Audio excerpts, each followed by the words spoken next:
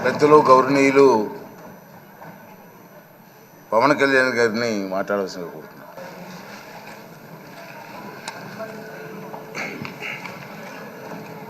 పదహారవ శాసనసభకి ఏకగ్రీవంగా ఎన్నికైన సభాపతి శ్రీ చింతకాయల అయ్యన్న పాత్రుడు గారికి హృదయపూర్వక నమస్కారాలు, మీకు శుభాకాంక్షలు. ఇది నేను మొదటిసారి అసెంబ్లీలోకి అడుగు పెట్టడం. ఇలాంటి సుదీర్ఘ రాజకీయ అనుభవం ఉన్న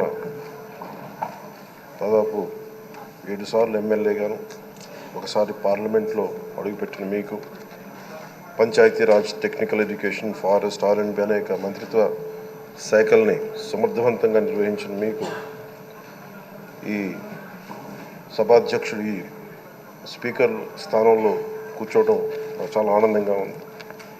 ఎన్ని దశాబ్దాలు ప్రజలు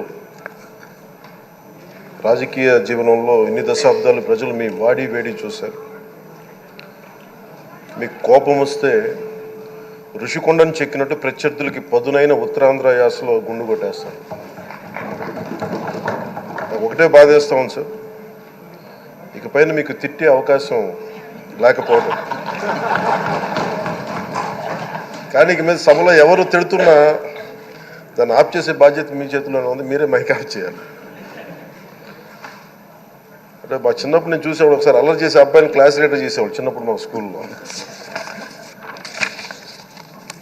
కానీ ఇన్నాళ్ళు ప్రజలు మీ వాడి వేడి పలుకులు, మీ ఘాటైన వాగ్దాటి చూశారు. ఈ రోజు నుంచి రాష్ట్ర ప్రజలు మీ హుందాతనం చూస్తారు.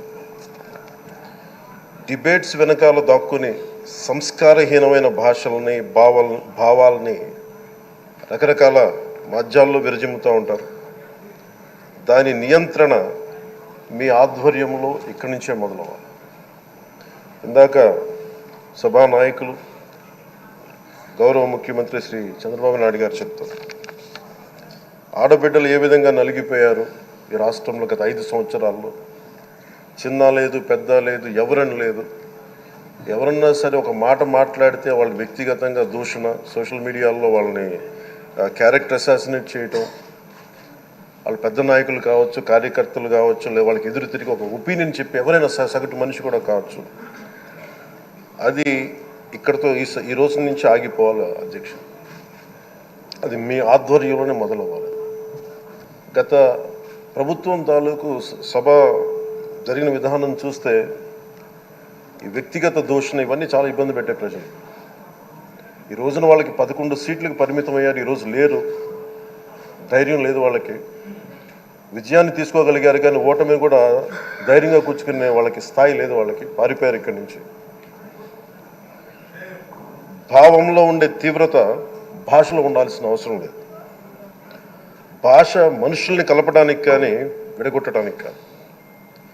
భాష విద్వేషం రేపడానికి కాదు, పరిష్కరించడానికి. ఎంత జటిలమైన సమస్య అయినా, భయంకర సమస్య అయినా చర్చల ద్వారా పరిష్కరించుకోవడానికి కానీ వివాదం సృష్టించడానికి కాదు. ఈ సభ ఉన్నది అందుకు.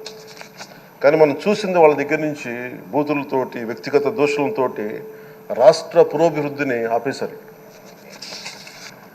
అలాంటి సభ కాకుండా ఇందాక మన పెద్దలు శ్రీ గౌరవ ముఖ్యమంత్రి చంద్రబాబు గారు చెప్పినట్టుగా ఇది భవిష్యత్తుకి ఇది ఒక ప్రమాణం అవ్వాలి.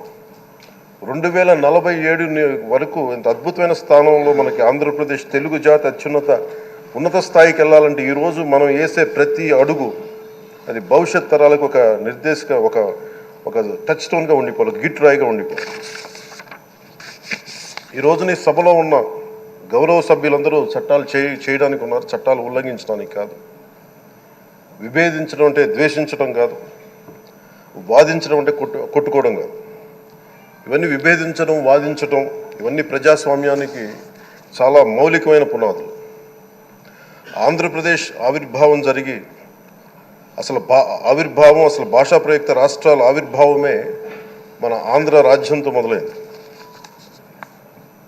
అమరజీవి పొట్టి శ్రీరాములు గారి బలిదానం మీద మన రాష్ట్రం పుట్టింది. 56 రోజులు తిండి తిప్పలు తినకుండా నరకం అనుభవిస్తూ ఆయన బలైపోయారు. ఆయన మరణానికి చేరువవుతూ ఆమరణ నిరాహార దీక్ష చేసిన ప్రతిరోజు మనకి దాదాపు ఈ సుదీర్ఘమైన 6 దశాబ్దాల కాలం 1.5 సంవత్సర కాలం అంటే ఆయన ప్రతిరోజు చావుకు చేరువవుతూ భోజనం లేకుండా ఆయన గడిపిన ప్రతిరోజు మనకి 1.5 సంవత్సర కాలం. అలాంటి నేపథ్యంలో అలాంటి మహోన్నతుడు శ్రీ పొట్టి శ్రీరాములు గారి త్యాగాన్ని కనుక మనం ఈ సభలో ప్రజా సంక్షేమం కోసం మాత్రమే చర్చలు జరగాలి, వాదోపవాదాలు హద్దులు దాటకుండా ఉండాలి, వ్యక్తిగత దూషణకి తావివ్వకుండా ఉండాలి. అలా కాకుండా గత ప్రభుత్వంలాగే ఈ సభని తిట్లకి బూతులకి కొట్లాటకి వాడితే ప్రతి నిమిషం పొట్టి శ్రీరాములు గారి బలిదానాన్ని అవమానం చేసినట్టే. ఒక గొప్పవాడు, ఒక మహానుభావుడు బతికినప్పుడు మాత్రమే కాదు, చనిపోయిన తర్వాత కూడా కొన్ని తరాలు ఉపయోగపడతారని నిరూపిస్తారు.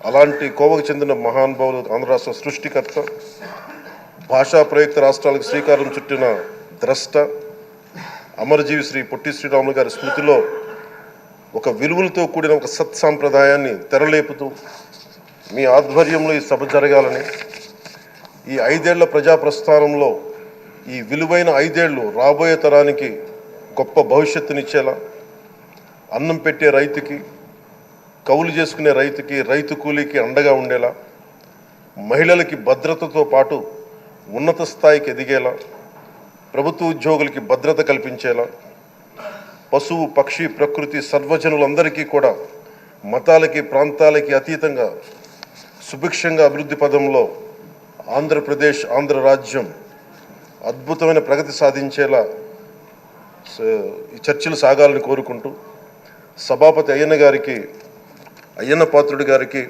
మీ ఆధ్వర్యంలో ఈ సభ ఒక సరికొత్త సాంప్రదాయానికి, సత్సాంప్రదాయానికి ఇది తెరతీయాలని కోరుకుంటూ మీకు మరోమారు శుభాభినందనలు తెలియజేసుకుంటాను.